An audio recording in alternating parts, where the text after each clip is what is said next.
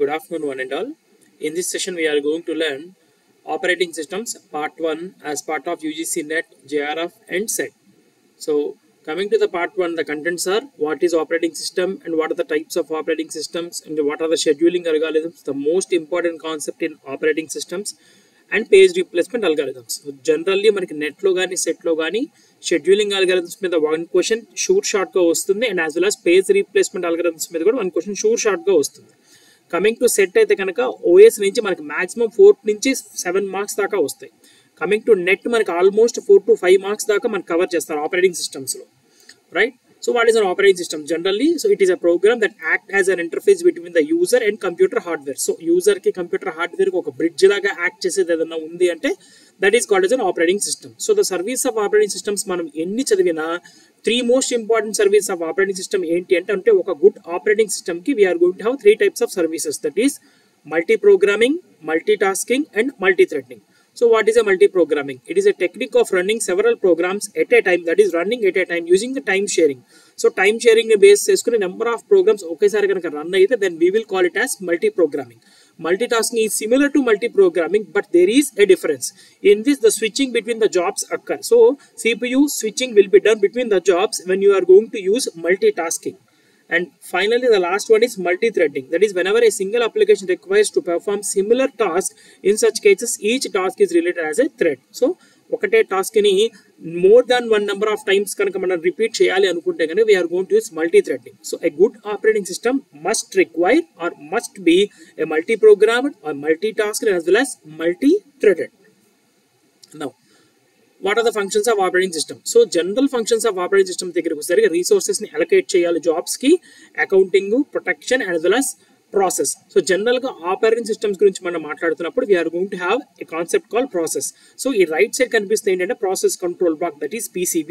General గా మనకి NET or SET లో ఈ ఆర్డర్ ఆఫ్ ప్రయారిటీస్ కానీ, ప్రాసెస్ ఐడి అంటే ఏంటి, ప్రాసెస్ స్టేట్ అంటే ఏంటి, ప్రాసెస్ ప్రయారిటీ ఎలా ఇస్తాము, వాటి యొక్క ఇన్ఫర్మేషన్, ప్రోగ్రామ్ కౌంటర్ అంటే నెక్స్ట్ ఇన్స్ట్రక్షన్ ఏం లోడ్ అవ్వబోతుంది, CPU రిజిస్టర్స్ ఏంటి, process control block pointers etcetera, వీటి మీద మనం క్వశ్చన్ అడగచ్చు. So generally a process is a program of execution and the state of process are new, ready, running, and last one is waiting. So states of process గురించి కూడా మనం question అడగచ్చు. Now scheduling algorithm. General గా operating systems లో most important concepts లో one of the important concept వచ్చేది scheduling algorithm. So వాటికి ఒక క్రైటీరియా ఉండాలి. జనరల్ షెడ్యూలింగ్ ఆల్గారిథమ్స్ కి ఉన్న క్రైటీరియా ఏంటి అంటే CPU utilisation, throughput, turn around time, waiting time and response time. మనకి నెట్ ఆర్ సెట్ లో టర్న్ అరౌండ్ టైం ఎంత, లేదా వెయిటింగ్ టైం ఎంత, లేదా రెస్పాన్స్ టైం ఎంత అని అడుగుతారు. So we are going to know the differences between all these times. Throughput means number of processes completed per unit time, అంటే 1 యూనిట్ టైంలో ఎన్ని ప్రాసెస్లు కంప్లీట్ అయినాయని చెప్పేది త్రూపుట్. టర్న్ అరౌండ్ టైం ఏం చెప్తుందంటే it is the total time taken by the process to complete. So total గా process మొత్తం complete అవడానికి ఎంత టైం అయితే తీసుకుంటుందో then we will call it as turn around time. Waiting time ఏం చెప్తుందంటే the time taken by the process in a ready queue, అంటే process ఎంతసేపటి నుంచి క్యూలో వెయిట్ చేస్తుంది అని చెప్పడానికి మనం వెయిటింగ్ టైం తీసుకుంటాం. రెస్పాన్స్ టైం ఏంటి అంటే it is the time from the submission of the request to the submission of first response producer. So process first గా రెస్పాండ్ అయిన టైము, అలాగే సబ్మిషన్ ఆఫ్ రిక్వెస్ట్ కి మధ్య ఉన్న గ్యాప్ టైం ఏదైతే ఉంటుందో దాన్ని రెస్పాన్స్ టైం అంటాం. షెడ్యూలింగ్ ఆల్గరిథమ్స్ అన్ని కూడా ఈ 3 టైమ్స్ మీద ఆధారపడి ఉంటాయి. సో ఈ 3 టైమ్స్ ని బేస్ చేసుకుని we're going to have n number of scheduling algorithms. So most important scheduling algorithms వచ్చేసి ఫస్ట్ వన్ వచ్చేసి first come first serve scheduling algorithm. So మనకి నెట్ ఆర్ సెట్ లో మనకి ఇలా ఒక ప్రాసెస్ లాగా ఇచ్చేసి మనకి బర్స్ట్ టైం ఇచ్చేసి we're going to calculate the average waiting time or waiting time for a particular process. ఒక పర్టికులర్ ప్రాసెస్ గురించి మనల్ని వెయిటింగ్ టైం అని అడగచ్చు, లేదా యావరేజ్ వెయిటింగ్ టైం ఎంత అని అడుగుతాడు. So the process that requires the CPU first is allocated to the CPU first. ఏదైతే CPU ఫస్ట్ టచ్ అయిందో, లేదా ఏదైతే CPU ఫస్ట్ రిక్వెస్ట్ ఇచ్చిందో ఆ ప్రాసెస్ నేను అలాట్ చేసేస్తాను. జనరల్ గా మనం క్యూలో ఏదైతే ప్రొసీజర్ మనం ఫాలో అవుతున్నామో that same procedure here, that is first come first serve or FIFO we will call it as. So it is a non primitive scheduling algorithm. ఎందుకు దీన్ని మనం హైలైట్ చేసాము అంటే బికాస్ షెడ్యూలింగ్ అల్గారిథమ్స్ లో ఏవి primitive ఏవి non primitive clear గా మనల్ని క్వశ్చన్ అడుగుతారు UGC నెట్ ఆర్ సెట్ లో. సో కంపల్సరీ షెడ్యూలింగ్ ఏది, నాన్ షెడ్యూలింగ్ ఏది, మనం ప్రిమిటివ్ ఏది, నాన్ ప్రిమిటివ్ ఏది మనం క్లియర్ గా తెలుసుకోవాలి. సో కాన్ ఏంటి అంటే it is the average waiting time is not minimal. So here average waiting time అనేది మినిమం కాదు. సో ఫర్ ఎగ్జాంపుల్ చూడండి, ఇక్కడ మనం మొత్తం 3 ప్రాసెసెస్ తీసుకున్నాను. Burst time for first process is 20, second time is 2 and third one is 2. జనరల్గా మన process waiting time మనం క్యాలిక్యులేట్ చేయాలి అంటే షెడ్యూలింగ్ అల్గారిథమ్స్ లో we are going to draw a chart called Gantt chart. So ఆ గ్నాట్ చార్ట్ ఏం చెప్తుంది అంటే, for suppose here the processor P1. So first process నేను P1 ని CPU కి అలాట్ చేస్తున్నాను కాబట్టి వెయిటింగ్ టైం ఏమీ ఉండదు కాబట్టి 0. So P1 is going to take 20 seconds or 20 milliseconds. Then P2 will take 22 and P3 will take 24. ఎందుకు 22, 24 అంటే మనకి ఇక్కడ బర్స్ట్ టైం 2 + 2 వచ్చినాయి. ఇప్పుడు మనం గ్నాట్ చార్ట్ నుంచి కాకుండా వెయిటింగ్ టైం మనం క్యాలిక్యులేట్ చేసినప్పుడు ఫస్ట్ ప్రాసెస్ మనం P1 అలాట్ చేస్తున్నాం కాబట్టి waiting time 0. Second process P2 ఏం చేయాలి, P1 అయ్యేంత వరకు వెయిట్ చేయాలి కాబట్టి P1 యొక్క బర్స్ట్ టైం 20 కాబట్టి waiting time of P2 is 20. And waiting time of P3కి వచ్చేసరికి ఏంటంటే ఈ రెండు అయితే కానీ P3 అవ్వదు కాబట్టి the waiting time is 20 + 2 that is 22. ఇప్పుడు యావరేజ్ వెయిటింగ్ టైంని మనం మూడింటిని క్యాలిక్యులేట్ చేస్తాం, బై 3 వేస్తాం. So the average waiting time is 14 milliseconds. జనరల్గా మనకి నెట్ ఆర్ సెట్లో ఇలా నెంబర్ ఆఫ్ ప్రాసెస్లు ఇచ్చేసి యావరేజ్ వెయిటింగ్ టైం కనుక్కోమంటారు. సో సింపుల్గా మనం ఫస్ట్ కమ్ ఫస్ట్ సర్వే కాబట్టి ఫస్ట్ ప్రాసెస్ అయ్యేంత వరకు సెకండ్ ప్రాసెస్ వెయిట్ చేయాలి. అయ్యేంత వరకు అనే టైంని మనం క్యాలిక్యులేట్ చేసుకోవాలి అనుకుంటే కనుక ఆ టైంని మనం వెయిటింగ్ టైం అంటాం. అలా ప్రతి ప్రాసెస్కి మనం వెయిటింగ్ టైంని క్యాలిక్యులేట్ చేసుకుని ఫైనల్గా యావరేజ్ వెయిటింగ్ టైంని మనం డిస్ట్రిబ్యూట్ చేస్తాం. So the average waiting time for this problem is 14 milliseconds. Now coming to the next one, shortest job first పేర్లోనే ఉంది. అంటే మనం బర్స్ట్ టైం అలాట్ చేసే దానిలో ఏదైతే ఫస్ట్ షార్టెస్ట్ ఉందో దాన్ని మనం ఫస్ట్ అలాట్ చేస్తాం CPUకి. when the CPU is available, ఒకవేళ CPU కనుక అవైలబుల్గా ఉంటే it is assign to a process that has smallest next CPU burst. Next CPU burst ఇక్కడ మనం అర్థం చేసుకోవాల్సిన నెక్స్ట్ CPU బస్ట్ అంటే ఇచ్చిన ప్రాసెస్లో ఫస్ట్ P1 వెళ్ళిపోతుంది. అంటే పైన ఏ ప్రాసెస్ అయితే ఉందో ఆ ప్రాసెస్ ఫస్ట్ CPUకి అలాట్ అయిపోతుంది. దాని తర్వాత నెక్స్ట్ ఏదైతే స్మాలెస్ట్ ఉందో అది CPUకి అలాట్ అవుతుంది అనమాట. If two process having a same shortest CPU, ఒకవేళ రెండు ప్రాసెసర్ కనుక సేమ్ షార్ట్ బర్స్ట్ టైం కనుక ఉంటే then we are going to use a concept called first come first serve. అంటే ఈ టేబుల్లో లేదా వాడిచ్చిన ప్రాబ్లంలో ఏదైతే ఫస్ట్ మనకి అలాట్ అయిందో ప్రాసెస్ ఆ ప్రాసెస్ని మనం ఫస్ట్ CPUకి పంపిస్తాం. So SJF may be primitive or non-primitive and SJF is optimal algorithm. మీరు ఎగ్జాంపుల్ చూడండి, first process P1, P2, P3, P4 తీసుకున్న burst time 5, 7, 6, 2. So I'm going to draw a Gantt chart. So first P4 నేను allot చేశాను. So ఇక్కడ నా P4లో అన్నిట్లో కల్లా smallest one ఏది P4. సో అందుకే నేను P4ని ఫస్ట్ పంపించేశాను. So waiting time of P4 is 0. So P4 అనేది మనకి 2 milliseconds బర్స్ట్ టైం. నెక్స్ట్ వచ్చేసి P1, ఆ తర్వాత వచ్చేసి P3, ఆ తర్వాత వచ్చేసి P2. సో నేను ఈ ఆర్డర్లో పంపిస్తున్నాను అనమాట. ఇప్పుడు వెయిటింగ్ టైం నేను క్యాలిక్యులేట్ చేసినప్పుడు P1కి వెయిటింగ్ టైం 2, ఎందుకంటే ఫస్ట్ P4 అలాట్ అయింది కాబట్టి. So the P4 burst time 2 కాబట్టి P4కి మనం వెయిటింగ్ టైం 0 ఇచ్చేసి P1 వెయిటింగ్ టైం 2 తీసుకుంటాం. Like wise P3 and like wise P2. ఇలా అన్ని ప్రాసెస్లకి కలిపి మనం యావరేజ్ వెయిటింగ్ టైం క్యాలిక్యులేట్ చేస్తాం. సో షార్టెస్ట్ జాబ్ ఫస్ట్లో మనకి ఇచ్చిన వాటన్నింటిలో ఏదైతే లీస్ట్ ఉందో ఫస్ట్ దాన్ని ప్రాసెస్ చేసేస్తాము. ఒకవేళ సేమ్ బర్స్ట్ టైం కనుక ఉంటే then we are going to use first come first serve. Right? ఇప్పుడు P1 కనుక బర్స్ట్ టైం 2 ఉండి P4 కనుక బర్స్ట్ టైం కనుక 2 ఉంటే first we are going to throw P1 into the CPU, then P4, afterwards P3 and lastly P2. ఒకవేళ 2 process కనుక same burst time కనుక ఉంటే we are going to use first come first serve. Now coming to the third one, that is priority scheduling. Priority scheduling ఏంటంటే we are going to provide certain priority for the processes. ఏదైతే నేను highest priority అని చెప్తున్నానో దాన్ని నేను first CPUకి allot చేయాలి. Moreover నేను 0 కనుక అలాట్ చేస్తే కనుక it is the top most priority, then 1 is the next priority. అలా నేను ప్రయారిటీ షెడ్యూలింగ్లో నేను ప్రాసెస్కి అలాట్ చేస్తాను. A priority is associated with each process and CPU is granted to the process of highest priority. So we are going to underline this point, that is highest priority here.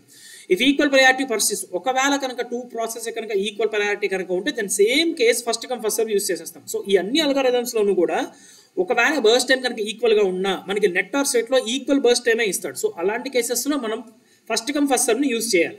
So priority scheduling may be primitive or non primitive. The most important ఏంటి అంటే biggest problem ఈ starvation. అంటే low priority అనేది high priority అయ్యేంత వరకు wait చేస్తూనే ఉండాలి, then it becomes to the deadlock situation. అది మనం నెక్స్ట్ వీడియోలో చూద్దాం. డెడ్ లాక్ మనం ఎలా అవాయిడ్ చేస్తాము, inter process communication, semaphores, shared memory, message queues related to Unix related operating systems core concepts అని నెక్స్ట్ వీడియోలో చూద్దాం. So the biggest problem is starvation, since a low priority process has to wait indefinitely for CPU. Highest priority ఉన్న process అయ్యేంత వరకు lowest priority ఉన్న process wait చేస్తూనే ఉండాలి. So that is the biggest problem. For example ఇక్కడ చూడండి, నేను ఇక్కడ process time burst time priority అని ఇచ్చాను. సో మొత్తం నేను 5 ప్రాసెసెస్ తీసుకున్నాను, బర్స్ట్ టైం అలాట్ చేశాను. ఇక్కడ నేను ఏం చేశాను అంటే P1కి P4కి ఈక్వల్ ప్రయారిటీ ఇచ్చాను. సో ఈక్వల్ ప్రయారిటీ కేసెస్లో ఫస్ట్ కమ్ ఫస్ట్ యూస్ చేసేయాలి. సో ఫస్ట్ అందుకే నేను P1ని పంపించేశాను, తర్వాత P4ని పంపించాను, then P3, then P2, then P5. ప్రయారిటీని బేస్ చేసుకుని ప్రాసెస్ని అలాట్ చేశాను. ఇప్పుడు ఇక్కడ చూడండి, ఎక్స్ప్లెనేషన్ చూడండి. Both P1 and P4 having the highest priority, then we are going to use first come first serve to schedule the class, and P1 will execute the first.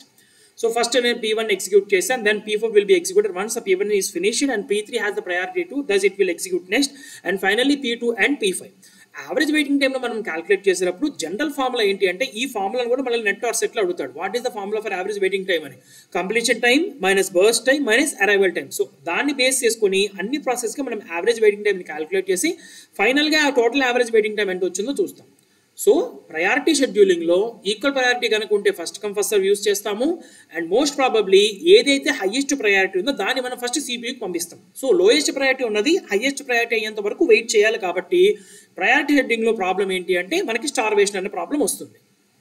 Now next one is round robin algorithm. So పేర్లోనే ఉంది, రౌండెడ్గా మన ప్రాసెస్ని అలాట్ చేస్తూ ఉండాలి. అంటే ఎలాగా? In this a time quantum is selected and each process in the ready queue is allotted to CPU for this time quantum. For suppose ఒక ప్రాసెస్ నేను 10 మిల్లీ సెకండ్స్ రన్ చేయాలని చెప్పాను. యాక్చువల్గా దాని burst time 20. So 10 milliseconds వరకు process run అయిపోయిన తర్వాత then next P2 allot అయిపోతుంది, P3, P4 and again P1 allot అవుతుంది. అలా ఒక రౌండ్ రాబిన్ ఆర్డర్లో సర్క్యులర్ క్యూ ఫార్మాట్లో అలాట్ అవుతుంది. అంటే సిపియూ అనేది ఒక ప్రాసెస్ దగ్గర వెయిట్ చేయకుండా అన్ని ప్రాసెస్ని కవర్ చేస్తుంది. అందుకే ఉన్న అన్ని అల్గారిథమ్స్లోనూ కూడా round robin is the best algorithm అని చెప్తాం. అంటే ప్రతి ప్రాసెస్ని కవర్ చేసుకుంటూ వెళ్తుంది అనమాట.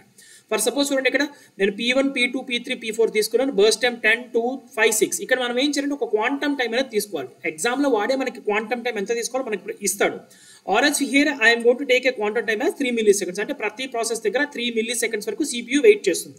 సో ఈచ్ ప్రాసెస్ అయిండ్ 3 milliseconds before switching to the next process. So first P1 is executed for 3 milliseconds, then P2 is executed. కానీ ఇక్కడ మనకు P2 ఎంత ఉంది? బర్స్ట్ టైం 2నే, కానీ 3 మిల్లీ సెకండ్స్ అవసరం లేదు. సో P2 వెంటనే అయిపోతుంది. So P2 is only 2 milli seconds long. So after 2 minutes, the next process occupies the CPU. P3 is then executed. Then P3 remaining is 2 minutes. Since ఎందుకు P3 ఇక్కడ మనకి 5 burst times కానీ CPU మనం 3 milli seconds కే ఇచ్చాం. Again P4 execute అవుతుంది 3 milliseconds వరకు. P4కి ఎంత remaining? ఇంకా 3. మళ్ళీ అగైన్ P1, మళ్ళీ P3, మళ్ళీ P4. ఎందుకంటే P2 ఆల్రెడీ క్లోజ్ అయిపోయింది కాబట్టి. ఇలా నేను గ్నాట్ చార్ట్ కానీ యావరేజ్ వెయిటింగ్ టైం కానీ క్యాలిక్యులేట్ చేయాలి అంటే ఒక క్వాంటమ్ టైం తీసుకుంటాను. ఆ క్వాంటమ్ టైంని బేస్ చేసుకొని అన్ని ప్రాసెస్ల దగ్గర CPU అనేది షిఫ్ట్ ఓవర్ అవుతూ ఉంటుంది. అన్ని ప్రాసెస్ని కవర్ చేస్తుంది కాబట్టి there is no concept of deadlock situation in this round robin. Number of ప్రాసెస్లు ఎన్నున్నా అన్ని ప్రాసెస్ని కవర్ చేస్తుంది కాబట్టి when compared to other algorithms, round robin is the best one. Now, coming to the page replacement algorithms, మనం paging, demand paging, segmentation అనే concepts later on వీడియోలో చూద్దాం. బట్ పేజ్ రీప్లేస్మెంట్ algorithms మనం ఆల్రెడీ డేటా స్ట్రక్చర్ రిలేటెడ్గానే ఉంటాయి. First page replacement algorithm ఏంటంటే FIFO. మనకు already తెలిసిందే, first in first out. అంటే each page in the memory is associated with a time when it is bought and the oldest page is chosen. A queue is maintained for the pages and page is replaced at the head of the queue. So ఏదైతే first వచ్చిందో దాన్ని మనం replace చేసేస్తాం. Biggest problem ఏంటంటే బిలాట్స్ anomaly. So బిలాట్స్ anomaly మీద guarantee question ఇస్తాడు net or సెట్లో. ఏ algorithm మనకి బిలాట్స్ అనామలీతో సఫర్ అవుతుందని ఇస్తాడు.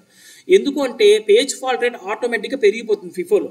ఆ పేజ్ ఫాల్ట్ రేట్ని తగ్గించాలి అనుకుంటే కనుక we are going to use the other 2 algorithms like optimal page replacement algorithm or least recently used algorithm. రెండు సిమిలర్గానే ఉంటాయి. ఆప్టిమల్ పేజ్ రీప్లేస్మెంట్ చూడండి, the page which will not be used for the long time is replaced. ఏ page అయితే నేను use చేయట్లేదో నేను దాన్ని replace చేసేస్తాను లాంగ్ టైం నుంచి. ఏ పేజ్ అయితే నేను లీస్ట్గా యూజ్ చేస్తున్నానో దాన్ని నేను రీప్లేస్ చేస్తాను, అది లీస్ట్ రీసెంట్లీ యూజ్డ్. లాంగ్ నుంచి యూజ్ చేయింది కనుక నేను రీప్లేస్ చేస్తే కనుక ఆప్టిమల్ పేజ్ రీప్లేస్మెంట్. ఏది తక్కువగా నేను వాడిన పేజ్ కనుక రీప్లేస్ చేస్తే దాన్ని నేను లీస్ట్ రీసెంట్లీ యూజ్డ్ అంటాను.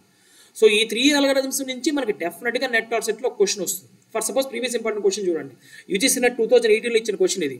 Given references to the following pages by program. So మనకి ఇక్కడ ఒక స్ట్రింగ్ లాగా ఇచ్చేస్తాడు. నెంబర్ ఆఫ్ పేజ్ ఫాల్ట్స్ అన్న మనకు కనుక్కోవాలి. FIFO రీప్లేస్మెంట్ యూజ్ చేస్తే నెంబర్ ఆఫ్ పేజ్ ఫాల్ట్స్ అని అడుగుతాడు. ఇలాంటి క్వశ్చన్స్ అన్నిటికీ కూడా we are going to prepare a chart. So the chart will be like this. వాడికి నెంబర్ ఆఫ్ ఫ్రేమ్స్ ఎందని ఇచ్చాడంటే వారు గోయింగ్ టు టేక్ 3 ఫ్రేమ్స్ అన్నాడు. So number of page faults will occur if the program has 3 page frames అన్నాడు. So here number of frames equal to 3. ఏదైతే మనకి string ఇచ్చారో ఆ స్ట్రింగ్ మొత్తాన్ని మనం ఇలా తీసేసుకొని page fault mean number of frames 3 అన్నా కూడా మనం 3 బ్లాక్స్ కింద మనం తీసుకుంటాం. ఫస్ట్ 0ని మనం పెట్టేస్తాము. So it is a page fault. 1 replace చేస్తాం, 4ని పెట్టేస్తాము. Then again 2, that is 0, 1, 4. ఇప్పుడు తర్వాత మళ్ళీ 2, ఫస్ట్ ఇన్ ఫస్ట్ అవుట్ కాబట్టి మనం 0ని రీప్లేస్ చేస్తాం 2లో. నెక్స్ట్ మళ్ళీ 1ని రీప్లేస్ చేసి 0 ప్లేస్ చేసేస్తాము. అండ్ అలాగే 2ని రీప్లేస్ చేసేస్తాం. ఇక్కడ చూడండి, ఇక్కడ 2, 0, 4 తర్వాత మనకి అగైన్ 2 రిపీట్ అయింది. సో 2 మనకి ఈక్వల్ కనుక వస్తే కనుక it can be considered as a non page fault. So ఇక్కడ నాన్ పేజ్ ఫాల్ట్ కింద చూపించేస్తాం మనం. అండ్ అగైన్ మళ్ళీ 6 రీప్లేస్ చేస్తాం. 5, 1, 2, 3 మళ్ళీ అగైన్ 2 రిపీటెడ్ వస్తుంది. సో రిపీటెడ్ దగ్గర మనం రీప్లేస్ చేయలేం కాబట్టి it is a non page fault. Like 1, like 2 and again 6 is going to be replaced and again 2 not replaced. 1 it is going to be replaced. 3 and 6 are not replaced and finally 2 is going to be replaced. So total number of page faults మనం calculate చేస్తే 13 వస్తుంది. So ఇదే same concept మనం recently used algorithm కి లేకపోతే other algorithm page replacement algorithms కూడా మనం use చేస్తాం. నెంబర్ ఆఫ్ ఫ్రేమ్స్ ఎన్ని ఇచ్చాడో చూసుకొని మనం ఒక గ్రాఫ్ లాగా డ్రా చేసుకొని అన్ని స్ట్రింగ్స్ని మనం రీప్లేస్ చేసుకుంటూ వస్తాం. రీప్లేస్ కనుక జరిగితే it will be called as a page fault. Replace కనుక జరగకపోతే it is considered as a non page fault. So మనకి total number of page faults అడుగుతాడు.